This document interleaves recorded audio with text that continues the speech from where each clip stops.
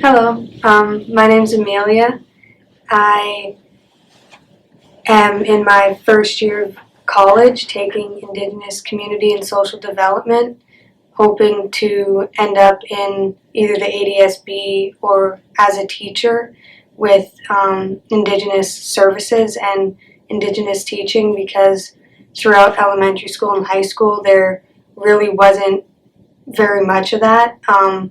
In high school, the grade 10 history class that everyone was expected to take, you were taught everything except for the Indigenous history. And as an Indigenous person, I've always been taught that, like, we were before Canada and we were history before history books, and we weren't in that.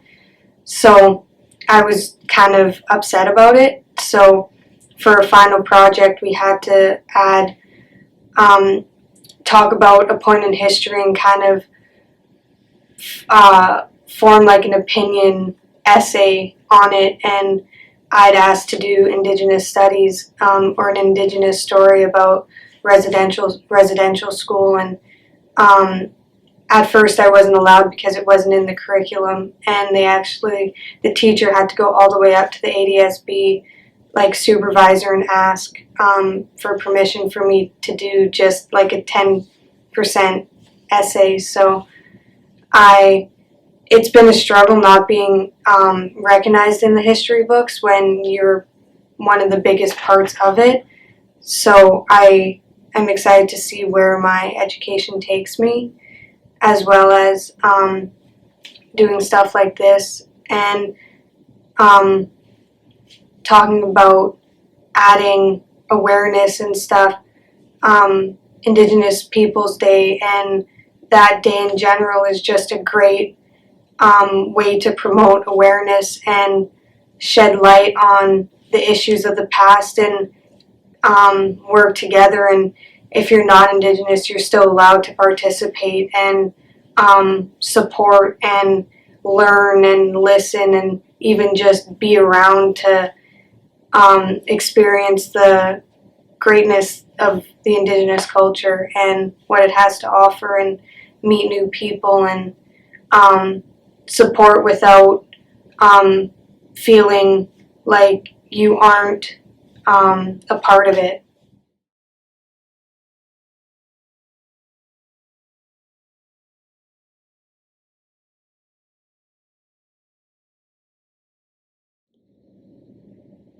Ani bojo Elizabeth Minoana Noshkos Indigneous Dem Bawating Dada Webkamigad is where I'm from on Manitoulin Island, but I live here.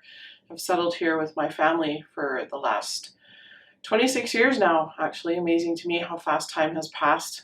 My youngest daughter was a year old when we relocated from Alberta to here to be in the province of Ontario, home, really and truly for us as a family.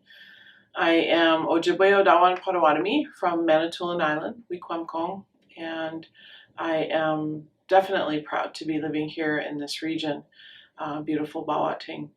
We have a wonderful, significant history here for this area, and I know that all through the month of June, the library has been able to showcase and share messages from those who are local, artisans, craft people, young people, older like me, to share messages of importance around building relationships with Indigenous people. And Bawating actually has had a huge generational, historical, generational gathering place.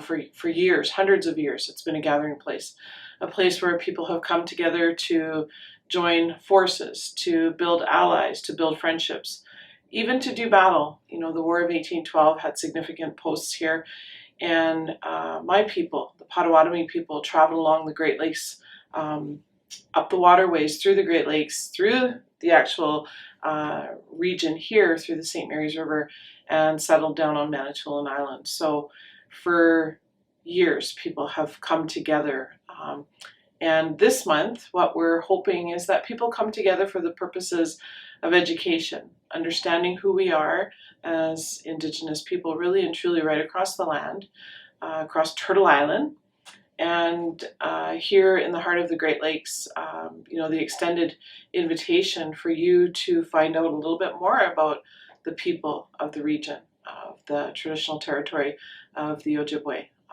in particular Kitigan-Zibi and Batchewana.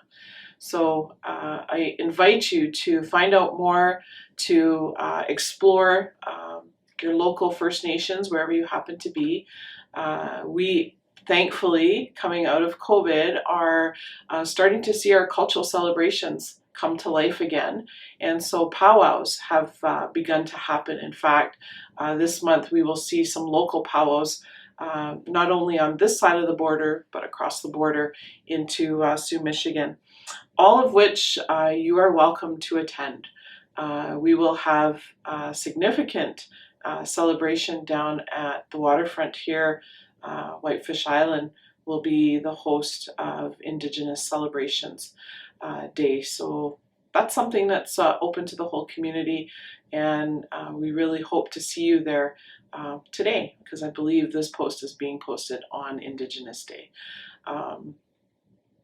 I think probably the last message that I would love to share with you is understanding the importance of peace and friendship, and really the one of the original peace and friendship treaties, the Truro Wampum Belt. And the message that I share with you is that we all have a responsibility due to that, one of those original peace and friendship treaties that my ancestors and your ancestors agreed to, that we would look to walk side by side, that we would look to honor and respect each other, that there was a way, is a way for us to coexist in peace and friendship. And so extend that invitation to you this month, in particular during Indigenous celebrations, but really and truly throughout the whole year. Please come and find out a little bit more about who we are. Reach out to your Anishinaabe friends, ask questions, investigate, be curious, participate, and really know how thankful I am as an Anishinaabe Kwe, as a mom, as a grandma, an auntie, how thankful I am that people are wanting to build good relations for the future generations. Chimigwech, Bama Piminwa.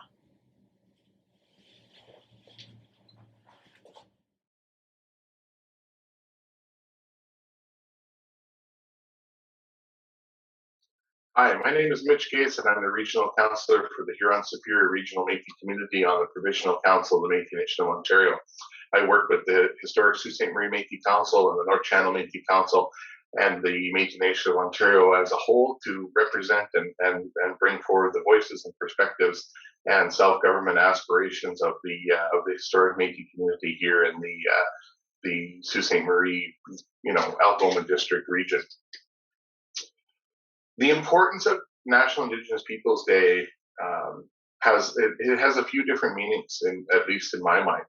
For us as Indigenous people, it's an opportunity to reflect on our own stories, to take stock of our successes, to look to the challenges we still have ahead of us, and to celebrate in many ways our resilience, to celebrate the resilience of our communities, the resilience of our elders, of our young people, of our Two-Spirit community members, and to celebrate the resilience of our nations as a whole in surviving and rebuilding after decades and centuries of colonialism and all of the challenges and barriers that it has brought to our communities and the challenges that have been created, not of our own doing, but are in many ways left to us to have to undo and to repair and to heal. So for us, Indigenous Peoples Day or Indigenous Peoples Month is an opportunity to reflect on those things, and to celebrate the fact that we're still here and that we're still proud of who we are and that we're still we're still working to achieve our full potential. That we know through our oral histories, we have a beautiful potential as nations of people. For non-Indigenous people, I think National Indigenous Peoples Day and National Indigenous Peoples Month is an opportunity to understand Indigenous histories and the unique historical realities of our communities, and understand your own history.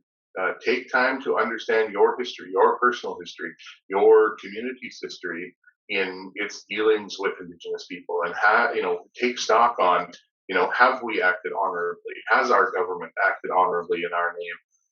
And understand those unique histories.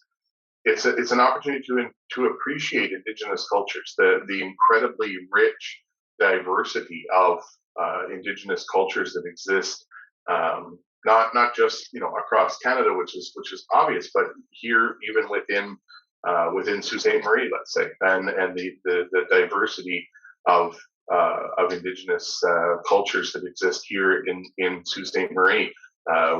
Be it the First Nations communities that have called this land home for since time immemorial, or the unique histories and perspectives of the Métis community that has existed here for hundreds of years, or and also understand the unique histories of the urban Indigenous community and those who now call this place home, but are Indigenous, elsewhere in the territory or elsewhere in the country. I think it's an opportunity for non-Indigenous peoples to respect Indigenous perspectives, to respect that we have our own worldviews, our own way of looking at things, and that we think differently, and that there is nothing wrong with that, and that in fact it is an important part of our ongoing survival, that we maintain those unique perspectives, those unique ways of looking at the world, and to take some time as non-Indigenous Canadians, to non-Indigenous people, to truly appreciate what that means.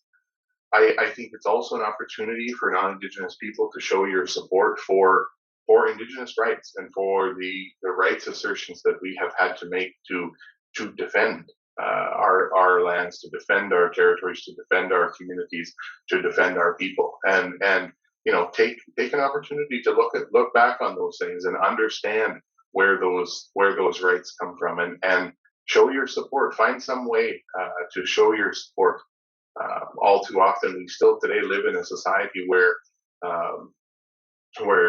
far too many people still feel comfortable expressing incredibly hateful views online, and discrimination and those challenges continue to be faced by our communities. And this is your opportunity to show your support for Indigenous people who continue to resist. And then, I think it's an opportunity for non-Indigenous people to celebrate the successes of Indigenous communities, and to use your time to show up at an event and show your support. Use your economic resources to support Indigenous businesses. To use your social media channels to share Indigenous success stories. Those are all those small but meaningful things that individuals can do to help show your support for and show your appreciation for Indigenous peoples. Here in Sault Ste. Marie, I'd offer a few tangible things that you can do to understand our unique history, our unique reality as Métis people in this community. To look back and understand the history of our community here, and the dispossession of the Métis community from our river lots in downtown Sault Ste. Marie, and the theft of those lands by the Crown, and understand the long ongoing history of that. I'll provide some links in the description box to where you can read about some of that and understand some of that history.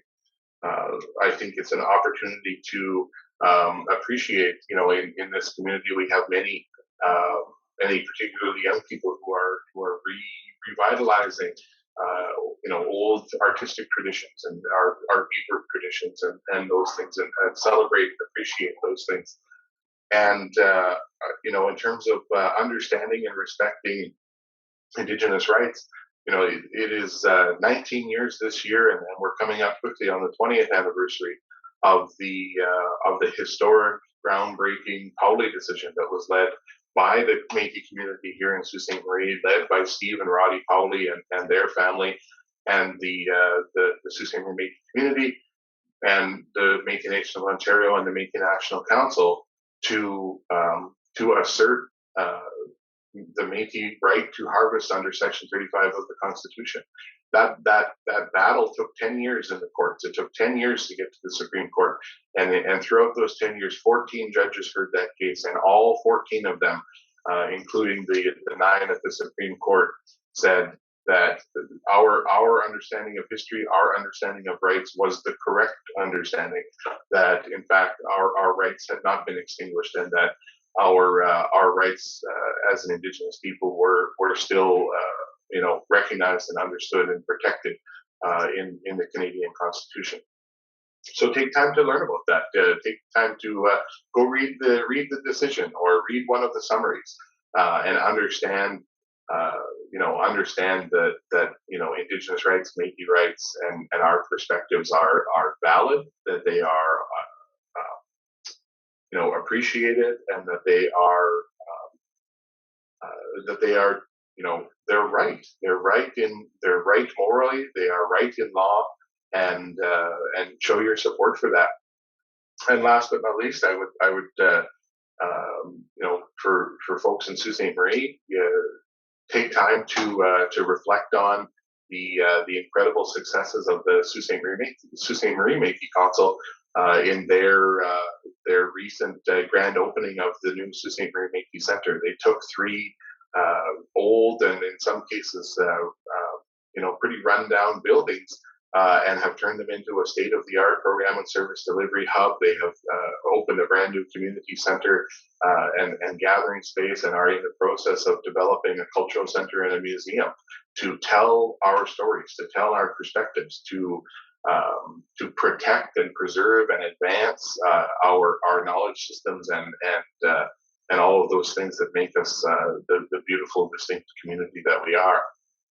And so I would encourage folks to take time to reflect on those things, to take time to, again, look back on Indigenous successes, look back on Indigenous perspectives, and learn how, as a Canadian, you can appreciate, respect, and show support for those unique perspectives and realities that we as Indigenous people, and particularly the Métis community that I represent. I really encourage Canadians and Ontarians and Siouxites take time to learn about the real history of this place. Take time to learn about our community. So, with that, thank you, and I hope everyone enjoys National Indigenous Peoples Day.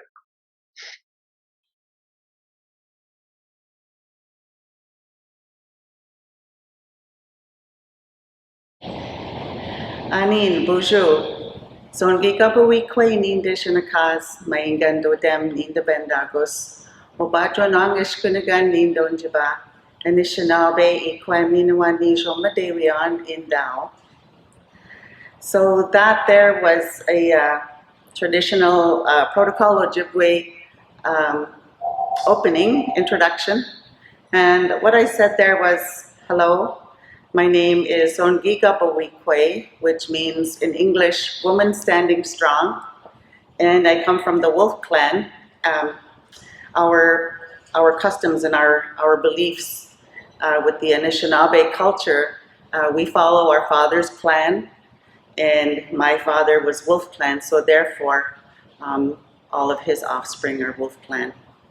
And I come from Bawating First Nation, and I work here as Executive Director at the Indigenous Friendship Center.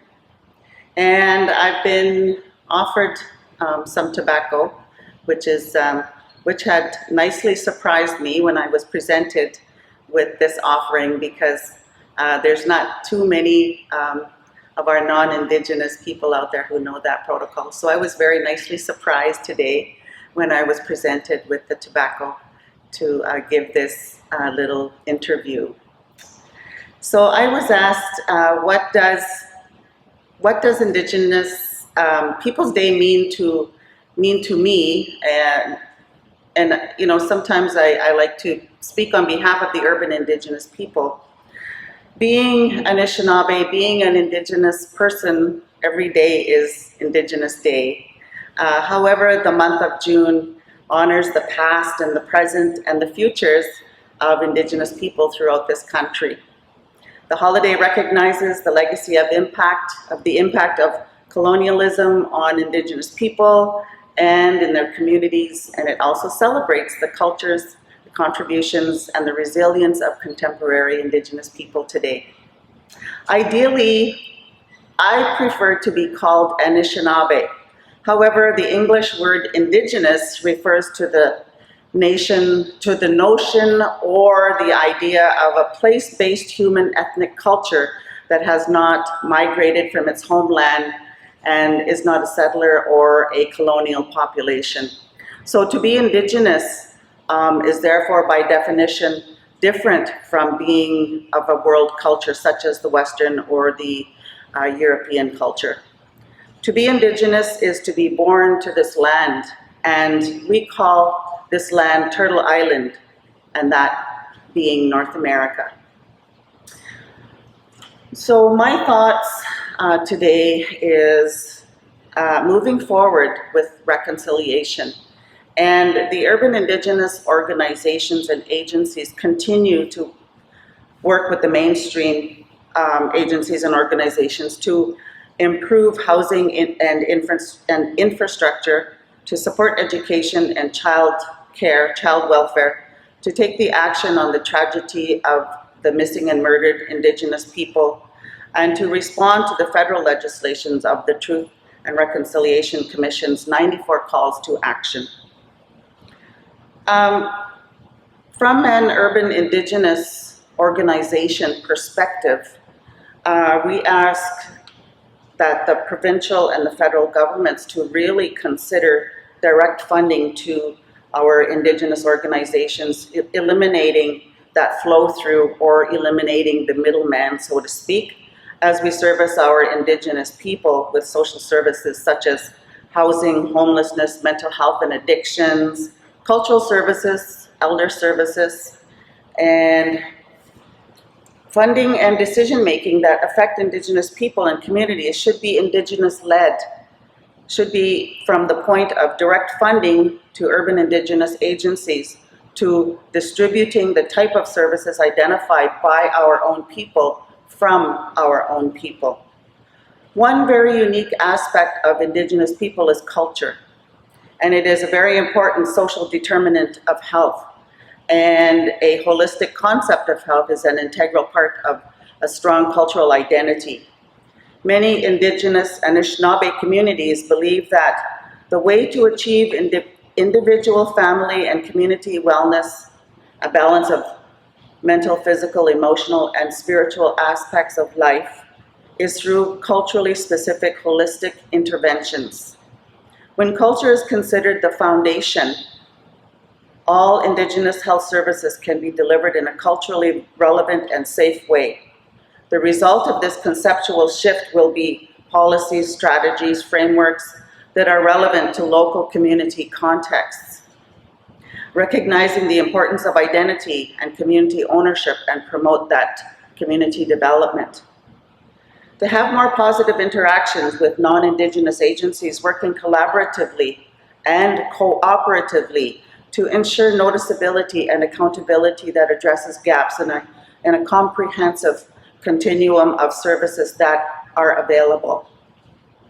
Additional funding and the flexibility and permanency of current funding are critical to address the high needs of Indigenous people.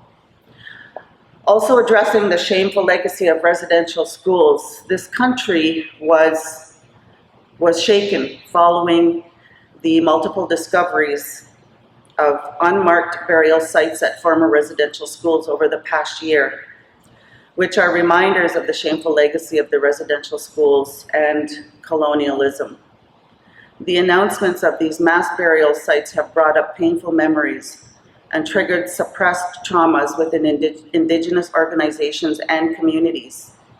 Survivors and their families have experienced an increased need for emotional and cultural support, and we as urban Indigenous organizations continue to be there to support the people and the communities as they respond to and heal from intergenerational trauma and the ongoing impact of residential schools.